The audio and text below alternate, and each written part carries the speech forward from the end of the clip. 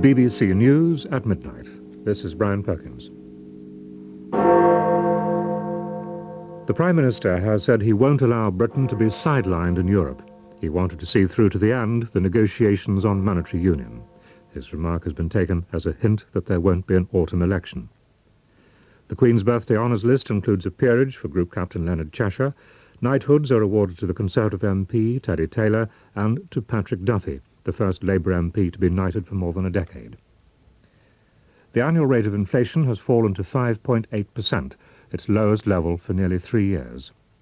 British Rail has been fined £250,000 for lapses in safety standards at the time of the Clapham disaster. The British and Irish governments have agreed on a candidate to chair the second stage of the Northern Ireland political talks.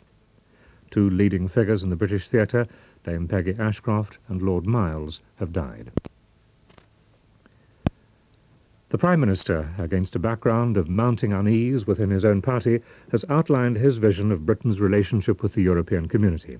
He told Welsh Conservatives in Swansea that Britain's future lay at the heart of Europe and not sulking on the sidelines. Mr. Major derided his critics as faint hearts and insisted that Brussels would not be allowed to impose a single currency. Our political correspondent, Nicholas Jones, reports from Swansea. In setting out his personal commitment to try to negotiate an agreement with Europe, John Major gave his clearest hint yet that there won't be a general election this year. The final European summit on monetary union won't be until December, and although his speech didn't rule out going to the country in the autumn, he considers an October election would interrupt the negotiations. The Prime Minister also seemed to imply that his government would have greater credibility with the voters if it had successfully negotiated a treaty. So we intend to lead this country through to the conclusion of these talks later this year. That is my position. That is the government's position. That is the Conservatives' position, and that is where we stand in these negotiations. While promising to lead from the front and not allow Britain to be sidelined, Mr. Major said Britain had to be cautious. If there was no common ground, the government might have to say no, and there could be no imposition of a single currency. Nevertheless, Mr. Major held out the prospect of an agreement. We may, by the end of this year, have before us a treaty that could, amongst other things, allow Europe to develop a single currency at some time in the future. If so, such a treaty would have to contain the following clear provision. The British government and the British Parliament would only move to a single currency if they took a further, separate and explicit decision to do so.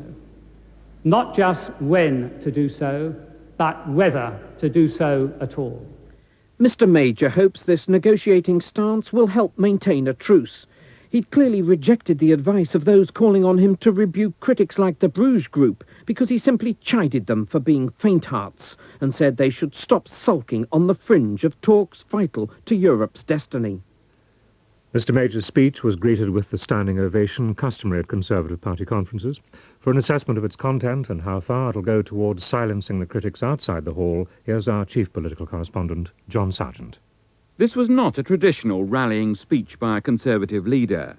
The greater part of it was a serious and solid description of the government's position over these complicated European negotiations, and that was hardly likely to set the audience alight. But dry though the detail might be, Mr. Major's insistence that the government will not be forced even to say whether it's in favour of a single currency is very likely to unite the great majority of Conservatives. And earlier this week, in evidence to a Common Select Committee, the Foreign Secretary Douglas Hurd suggested that just such a deal could be offered to Britain. It's this prospect of a compromise which is bolstering Mr. Major's confidence when he speaks of his intention to lead the negotiations through to the end of this year.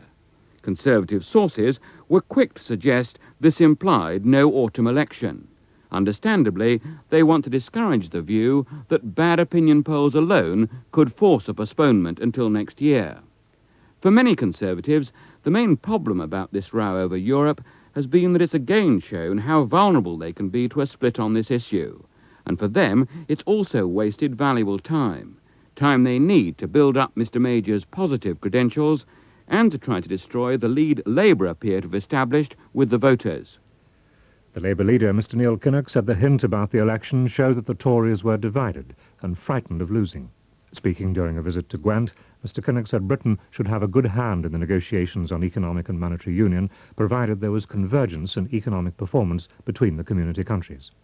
If, of course, we don't get that convergence of performance, then the imposition or the existence of some form of unified monetary system, some form of economic union, could tell to the severe disadvantage of Britain. So he's got to negotiate hard, but I'm afraid that because of the divisions in the Conservative Party and the fact that I think he's already made private concessions, he hasn't enhanced his negotiating position at all. For the Liberal Democrats, Mr Paddy Ashdown was dismissive of the speech, saying Mr Major had failed to provide the authority or direction which the country needed. He claimed that it would do nothing to deal with the Conservative Party's internal tensions over Europe. What it amounted to was Major's magical mystery tours. They come from a destination that we don't know about. We're invited to get on board on a course that is not mapped out to a destination he's not prepared to tell us. I don't think that's the way to handle negotiations, and I particularly don't think it's the way to ensure that Britain's best long-term interests are ensured in the shaping of the new Europe. In many ways, I think Mr Major will find that he's solved none of his internal problems and provided none of the leadership on Europe that Britain needs and Europe expects. Mr Paddy Ashdown.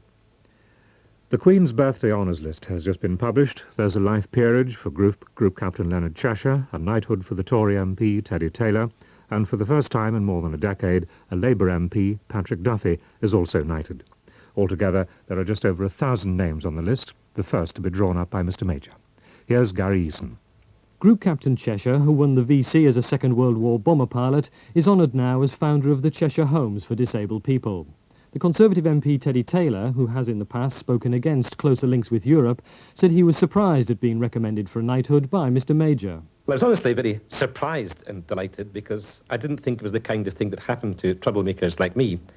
I was just told last week that I was the third worst Conservative in the voting record for voting against the government last year, so I didn't think that these were normally given to people who had caused trouble.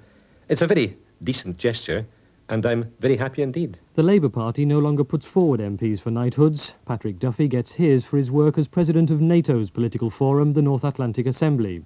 When he went to Brussels 3 years ago, he said the Cold War was still on. I left at the beginning of the year with confrontation at an end, the Cold War over, and the Russians and other Warsaw Pact countries attending our meetings, largely as the result of my initiatives. And so I'm, to some extent, a fortunate creature of events. I just happened to be there at the right time. I also happen to believe I was the right person to be there at the right time. Also knighted are the Football Association chairman, Bert Millichip, and the conductor, Edward Downes. And the man who designed the Lloyd's building in London is now Sir Richard Rogers. Among sporting personalities to be honoured, the runner Chris Akabusi and show jumper John Whittaker become MBEs, and there are OBEs for the Nottingham Forest manager Brian Clough, the Great Britain Rugby League coach Mal Riley, and England Rugby Union coach Roger Utley. Well, it certainly gives one a very pleasant feeling, and having been involved in the game for quite a while and having played a part in what was very memorable last season, then this really is a little bit of icing on the cake. So no, I'm delighted. I'm very honoured. The racing commentator Peter O'Sullivan, newspaper columnist Keith Waterhouse, and opera singer Sarah Walker become CBEs, as does the actress Billie Whitelaw. I was astonished and delighted. Yes, I felt very honoured. I danced about when I found out. Another actress, Gwen Franken-Davies, is made a dame at the age of 100. Among the numerous people who are not household names nationally, there's a British Empire Medal for Neil Craigie of Orkney, 35 years in the Lighthouse Service, and for Corporal David Soane of the Parachute Regiment, who looks after their mascot, the Shetland pony Pegasus. The annual rate of inflation has fallen to 5.8%, its lowest level for nearly 3 years. The impact of higher prices, including VAT increases and higher electricity charges, was offset by the latest round of interest rate cuts. The latest inflation figure compares with 6.4% last month and marks a fall in the rate for the 7th month running. This report from our economics editor, Dominic Harrod. Last month, the cost of living, measured by the RPI, rose by only 0.3%, the smallest rise since January, and a great deal less than in the previous month, when the major impact of the budget changes was felt. However, there was a small sting in the budget tale, as some shops marked up their prices to reflect the higher VAT. On the wider front, the annual inflation rate has fallen to less than 6% from the peak of nearly 11% last October. The fall in the annual rate, in spite of higher prices last month, is because those increases were less than at the same time last year. For instance, food prices, which rose in May last year, fell this time round. But if mortgage interest rate changes are excluded, the drop in inflation from October is less, from 9.5% to 6.5%. As for the future course of inflation, much will depend on whether the government feels able to cut interest rates again this summer and thus make reaching its target of 4% by the end of the year more assured. The Chancellor of the Exchequer, Mr. Norman Lamont, speaking on the World at One, said the falling inflation rate showed that the government's policies were working. He said it indicated that Britain was on track to achieve inflation of 4% in the last quarter of the year. But the Shadow Chancellor, Mr. John Smith, said a drop in the rate of inflation during a period of recession was to be expected. He said the government was suppressing inflation rather than eliminating it. The Liberal Democrats' Treasury spokesman, Mr. Alan Beath, welcomed the fall, but said there was still no indication that Britain was coming out of recession.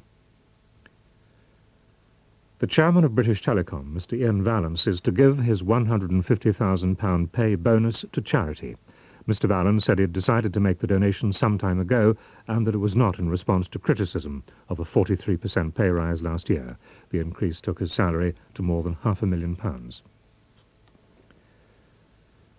British Rail has been fined £250,000 at the Old Bailey for failing to ensure the safety of passengers and staff. The charges arose from the Clapham rail disaster 3 years ago, in which 35 people were killed.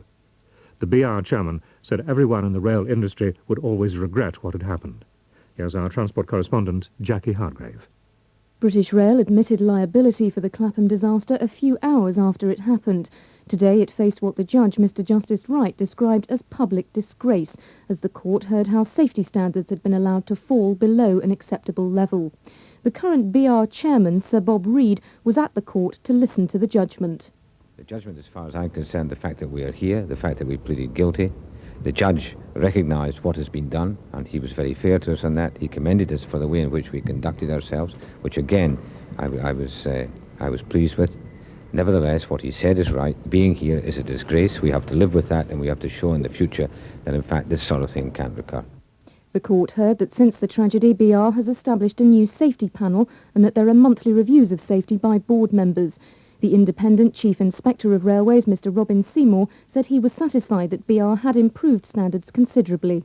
One can't obviously guarantee 100% total avoidance of accidents on a large, complicated railway system, but I believe myself that the measures that BR are now taking are the sort of things which are needed to see that we don't get another disaster on that scale. In addition to the £250,000 fine, BR agreed to pay the prosecution's costs of £55,000, and it has already paid over £5 million in compensation to the bereaved and injured. The British and Irish governments have reached agreement on who should chair the second stage of the proposed talks on the political future of Northern Ireland. The name of the candidate, who has not been publicly identified, has been put to the four main constitutional parties in the province. The agreement was achieved at a meeting in London between the Northern Ireland Secretary, Mr. Peter Brooke, and the Irish Foreign Minister, Mr. Gerry Collins. Here's our Irish Affairs correspondent, Gary Duffy. Alongside other procedural wrangles, the issue of who would chair the sensitive second stage of the talks involving the Irish government had become a major difficulty. To break that deadlock, the parties involved decided that the negotiations would start this Monday, in the hope that agreement would be reached before then. With just 2 days to go, the British and Irish governments found a candidate who they believe will be acceptable to all the parties. The Irish Foreign Minister, Gerry Collins, said the 3 hours of talks with the Northern Ireland Secretary had been very successful. Both governments have agreed on a person that we believe will be a very suitable chairman of Strand 2 of the talks, and a person that we believe will be approved and agreed by everybody involved. The search for an acceptable chairman had repeatedly delayed Mr. Brooke's initiative, not least when Unionists rejected Lord Carrington, who was the first name put forward. Mr. Brooke acknowledged today there wasn't much time remaining of the period set aside for the talks.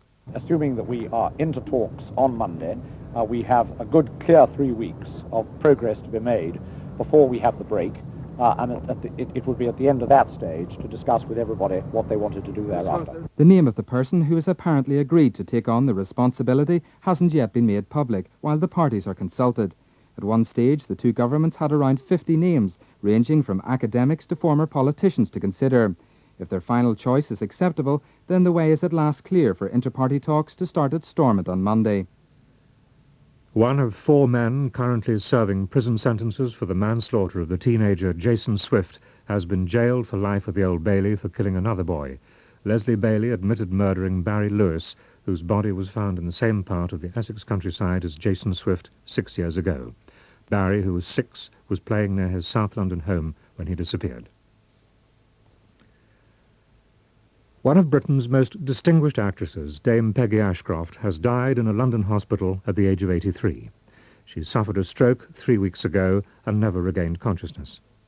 Dame Peggy first appeared on the London stage in 1927, and in the 1930s she gave many acclaimed performances in Shakespearean roles at the Old Vic. She went on to appear regularly with the Royal Shakespeare Company and at the National Theatre. Dame Peggy also appeared on television, notably in Joel and the Crown, Dennis Potter's Cream in My Coffee, and Stephen Polyakoff's Caught on a Train. She won awards for all 3 roles and followed them with another big success in David Lean's film A Passage to India, for which she won an Oscar. With an appreciation of her long career, here's our arts correspondent, John Parry. As one of the most enduring and illustrious British actresses of her generation, Dame Peggy Ashcroft was always a most private person. While she disliked being interviewed, and indeed any kind of personal publicity, she was never afraid to use it to support a cause she was involved in, such as the recent campaign to save the Rose Theatre site in Southwark. While much of her career was devoted to classical theatre, she always enjoyed working with contemporary writers, and she was particularly fond of the freedom of performing in radio drama. Her last radio role was playing Mrs. Swan in Tom Stoppard's In the Native State on Radio 3. Orchards of apricot, almond, plum. I never cared for the southern fruits, mango, pawpaw, and such like. But up in the northwest, I was quite unprepared for it when I first arrived. It was early summer. There was a wind blowing, and I've never seen such blossom. But while Dame Peggy appeared in many modern dramas in films, radio and television, her elderly missionary, Barbie, in Granada TV's Jewel in the Crown, probably gave her her biggest audience ever. It was in the major Shakespearean roles that she established her reputation. Desdemona, Ophelia, Portia, Rosalind, and, of course, Juliet. Come, night. Come, Romeo. Come, thou day and night. For thou wilt lie upon the wings of night, whiter than new snow on a raven's back. Come, gentle night. Come, loving, black-browed night. Give me my Romeo. And when he shall die, take him and cut him out in little stars, and he will make the face of heaven so fine that all the world will be in love with night and pay no worship to the garish sun. News of Dame Peggy's death came a few hours after the announcement that the actor and director Lord Miles had died. He was 83 and had been ill for some time. Bernard Miles was an accomplished all-rounder. He'd been a music hall performer, a writer, director, designer, and character actor, and was founder of the Mermaid Theatre in London with his wife, the actress Josephine Wilson. London's first new theatre for 30 years scored some remarkable successes. The musical Lock Up Your Daughters, which enjoyed a long run, and Treasure Island, in which Bernard Miles played Long John Silver with his pet parrot on his shoulder. He also appeared in films, among them David Lean's version of Great Expectations. Mrs. Joe's been out a dozen times looking for you, Pip. She's out again now, making it a baker's dozen. She? And what's worse, she's got Tickler with her, Pip. She got up, she made a grab at Tickler, and she rampaged out, Pip. She rampaged out. She's a-coming. Get behind the door, old chap, and get the towel betwixt you. The actor and director Bernard Miles, who has died. The Swedish government is to seek membership of the European Community next month. If its application is accepted, Sweden could join the community in 1995. Stockholm has previously held back from applying because of its long-standing policy of neutrality. But in a speech to the Swedish Parliament, the Prime Minister, Mr. Ingvar Carlsson, said that once Sweden was a member, the community would not be able to override foreign and security decisions affecting it. A typhoon is gathering speed and heading towards the Mount Pinatubo volcano in the Philippines, which is continuing to erupt. Rivers of lava are cascading down the mountainside, and a cloud of ash and steam still extends high above the peak. There are fears that the typhoon and the accompanying rains could cause severe mudslides in the region, where thousands of people are camping out in tents. The American space shuttle Columbia has returned to Edwards Air Force Base in California after a 9-day mission devoted to biomedical research. During the flight, the 7 astronauts on board conducted experiments on themselves to determine the effects of prolonged weightlessness. Scientists will also be studying their companions on the trip, 29 rats and nearly 2,500 jellyfish. The church commissioners who control the finances of the Church of England have said the recession is hitting revenue and could affect a fund that aids the inner cities and the pay of the clergy. Presenting their annual report, the First Church Estates Commissioner, Sir Douglas Lovelock, called on churchgoers to put more in the collection. Our religious affairs correspondent, Mike Woolridge, reports.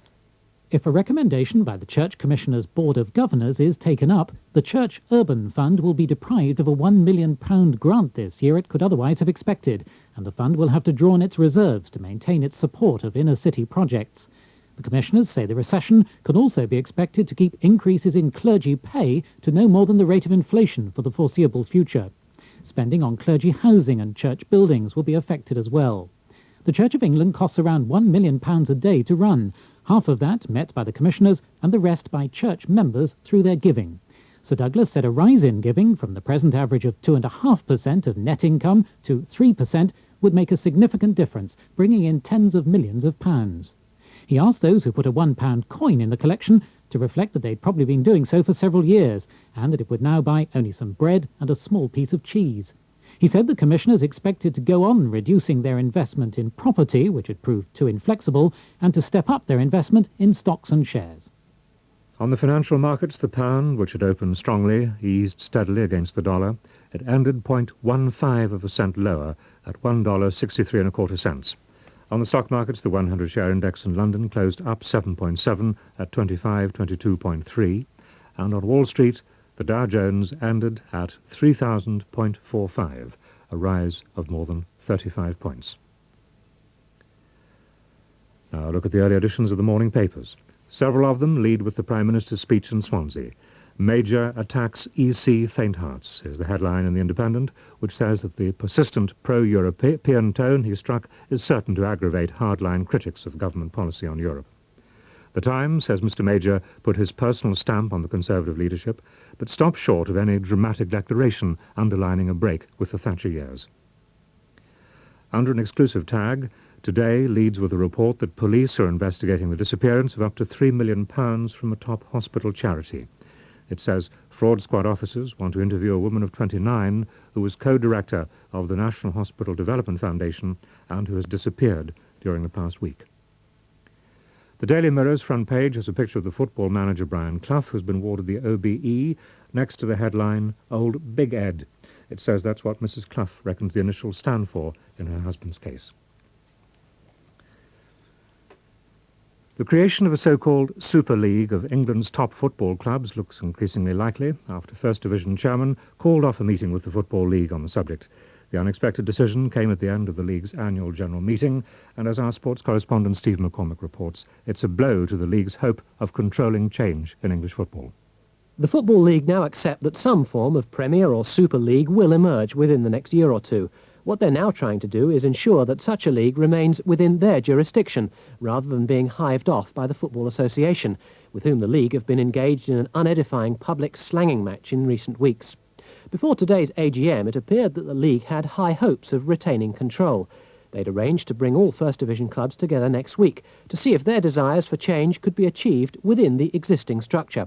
But at the close of today's business, the First Division chairman got together in a private huddle and decided to call off that meeting next week, a development which clearly surprised and disappointed the league's chief executive, Arthur Sanford.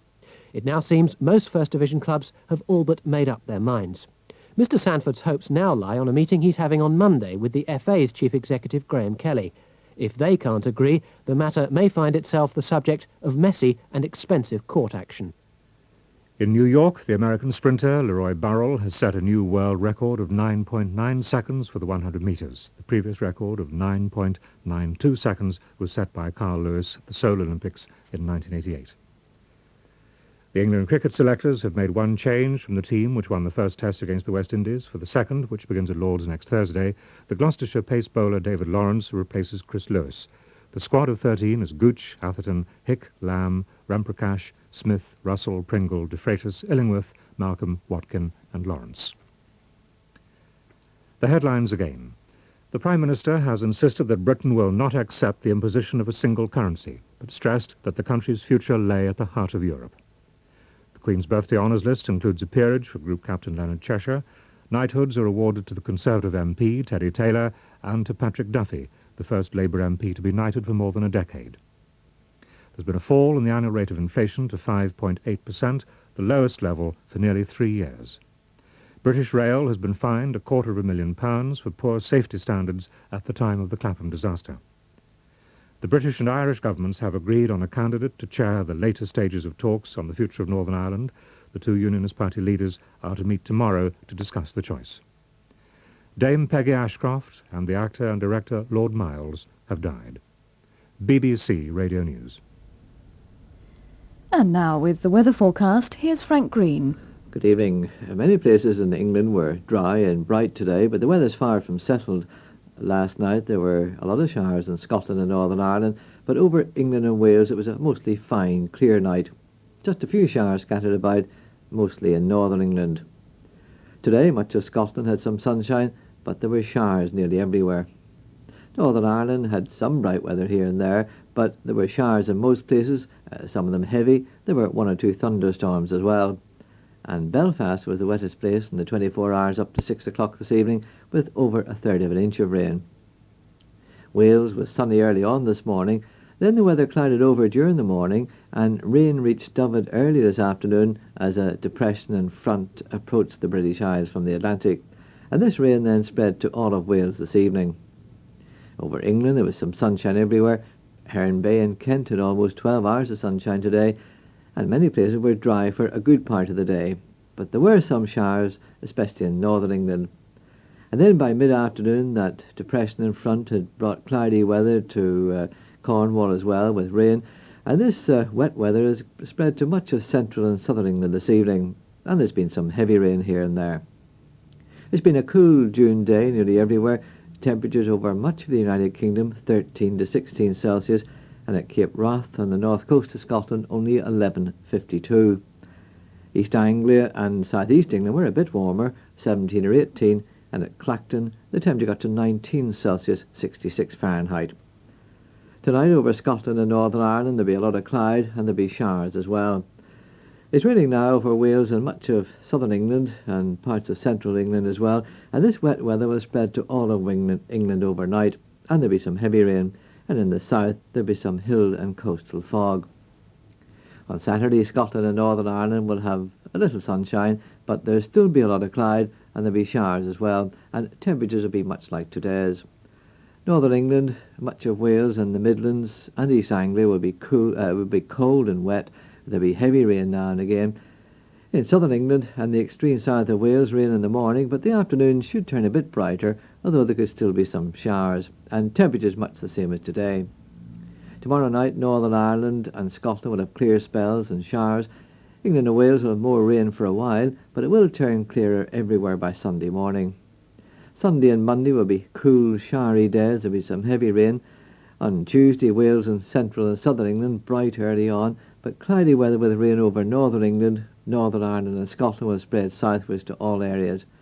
On Wednesday, much of the United Kingdom brighter. There'll be some sunshine, just a few showers, although in South East England and East Anglia it'll be cloudy with rain at times. Well, that's all just now. A very good night.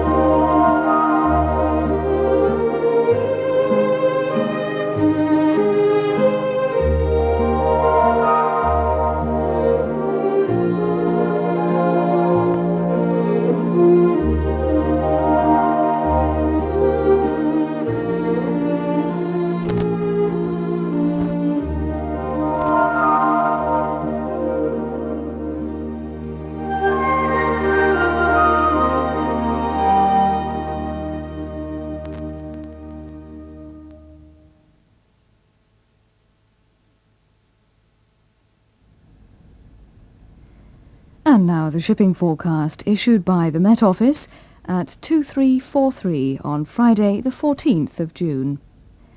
There are warnings of gales in Thames, Dover, Wight, Portland, Plymouth and Seoul.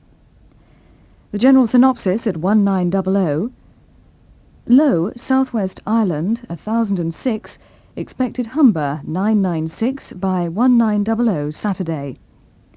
A complex area of low pressure will persist around the Norwegian Sea and southern Scandinavia. The area forecasts for the next 24 hours. Viking, North Utsira, South Utsira, northwesterly 3 or 4, rain or showers, moderate or good. Forties, westerly veering northerly 3 or 4, showers good. Cromarty, northwesterly 3 or 4, showers good. Forth, Tyne, northwest 3 or 4, backing northeast for a time, rain or showers, moderate or good. Dogger, Fisher, westerly backing northerly 3 or 4, showers then rain, moderate or good. German Bight, southwest 5 or 6, decreasing 3 or 4, becoming cyclonic later, rain at times, moderate or good. Humber, southwest becoming cyclonic 3 or 4, becoming northwest 5 later, occasional rain, good becoming moderate. Thames, Dover, Wight, southwesterly 5 or 6, increasing gale 8 for a time, occasional rain, good becoming moderate. Portland, Plymouth, southwest veering northwest 5 or 6, occasionally gale 8, rain then showers, moderate or poor becoming good. North Biscay, southwest veering northwest 5 or 6, rain then showers, moderate or good. South Biscay, variable 3 or 4, mainly fair, moderate or good. Trafalgar, northerly 5 or 6, occasionally 7 in east, fair, good. South Finisterre, northerly 4 or 5, fair, moderate or good. North Finisterre, southwest veering northwest 4 or 5, rain then showers, moderate with fog patches becoming good. Seoul, southwest veering northwest 5 or 6, occasionally gale 8, rain then showers, moderate with fog patches becoming good. Lundy, Fastnet, cyclonic becoming northwesterly 3, increasing 5 or 6, rain at times, moderate or poor becoming good. Irish Sea, variable becoming northwesterly 3, increasing 4 or 5, rain or showers, moderate or good. Shannon, Rockall, Malin, Hebrides, Bailey, northwesterly 3, increasing 5 or 6, showers good. Fair Isle, Faroes, southeast Iceland, northwesterly 3 or 4, increasing 5 or 6, rain or showers, moderate or good. Now the weather reports from coastal stations for 2300 BST. Tiree, northwest 2, 19 miles, 1008, rising more slowly. Butt of Lewis, north by west 3, 14 miles, 1007, now falling. Sombra, northwest 4, 11 miles, 1003, rising slowly. St Abbs Head, west by north 4, 22 miles, 1005, rising slowly. Smith Knoll Automatic, southwest 2, more than 27 miles, 1011, rising slowly. Dover, southwest by west 3, 11 miles, 1013, rising more slowly. Royal Sovereign, southwest by west 5, recent rain 11 miles, 1014, steady. Jersey at 2200 BST, south 2, 16 miles, 1015, falling slowly. Channel Light Vessel Automatic, southwest 6, more than 27 miles, 1012, falling slowly. Land's End at 2200 BST, south-southwest 6, continuous slight rain 100 metres, 1010, falling more slowly. Valentia, north by east 3, recent drizzle 11 miles, 1009, rising. Ronaldsway, calm 9 miles, 1008, falling slowly. And Malin Head, northwest by north 3, more than 38 miles, 1008, falling slowly.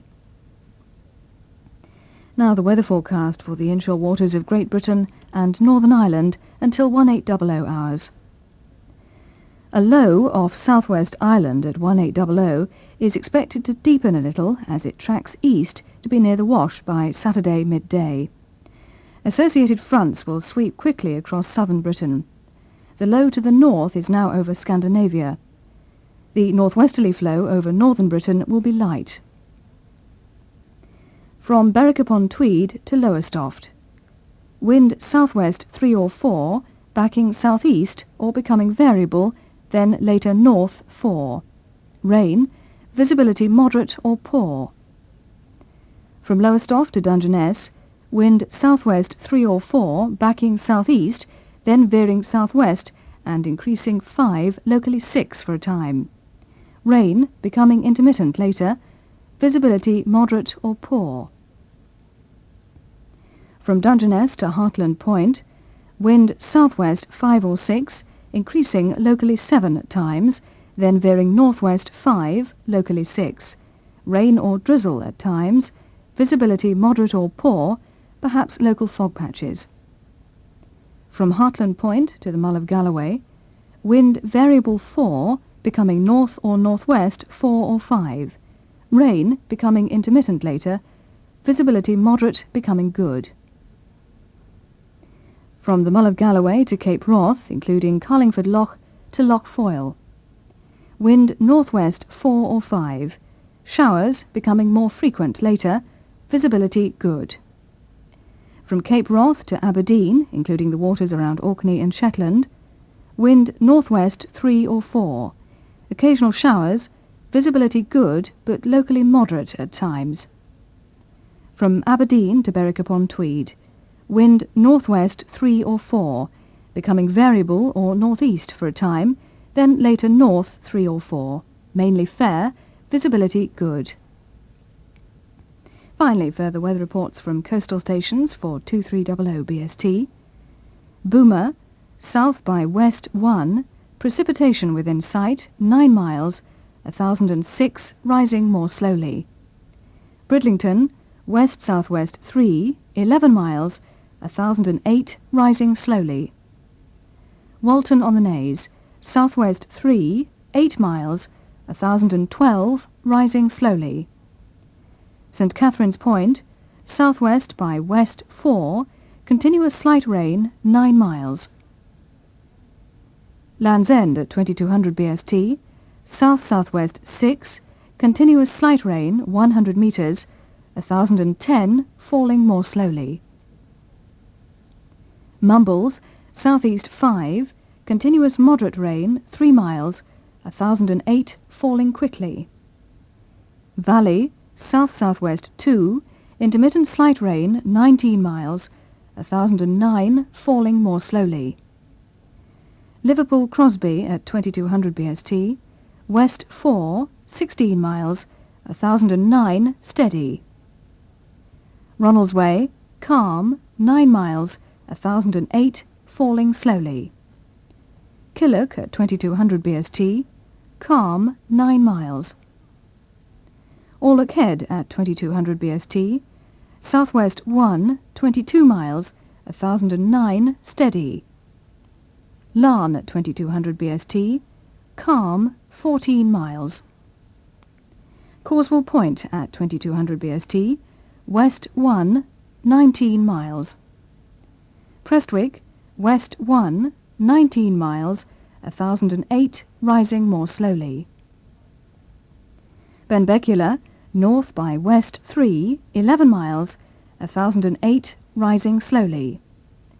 Stornoway, northwest 2, 11 miles, 1007, rising slowly. Lerwick, northwest 3, mist 6 miles, 1004, rising slowly. Wick, northwest by west 3, haze 6 miles, 1006, rising slowly.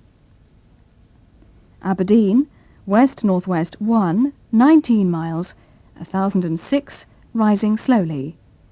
And finally, Lucas, north by west 1, showers 11 miles, 1006, rising more slowly.